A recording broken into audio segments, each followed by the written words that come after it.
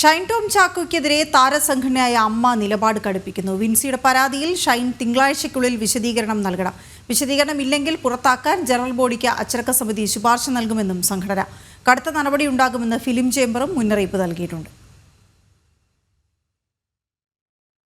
Shooting സെറ്റിൽ നടൻ ഷൈൻ ടോം ചാക്കോ തന്നോട് അപമര്യാദയായി പെരുമാറിയെന്ന വിൻസി അലോഷ്യസിന്റെ പരാതിയെ തുടർന്നാണ് കടുത്ത നടപടികളിലേക്ക് താരസംഘടനയായ അമ്മ കടക്കുന്നത്.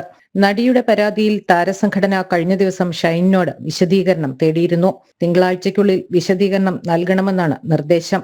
വീഴ്ച വരുത്തിയാൽ നടനെ പുറത്താക്കാൻ ജനറൽ ബോഡിക്ക് അച്ചടക്ക സമിതി ശുപാർശ നൽകുമെന്നും സംഘടന വ്യക്തമാക്കി.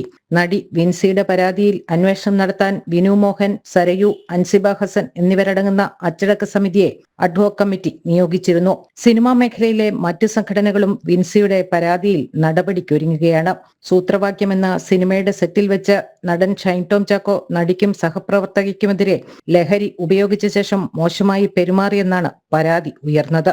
നടിയുടെ പരാതി പരിശോധിക്കാൻ തിങ്കളാഴ്ച ഫിലിം ചേംബർ മോണിറ്ററിംഗ് കമ്മിറ്റിയുടെ അടിയന്തര യോഗം ചേരുന്നുണ്ട്. ജനം, കൊച്ചി.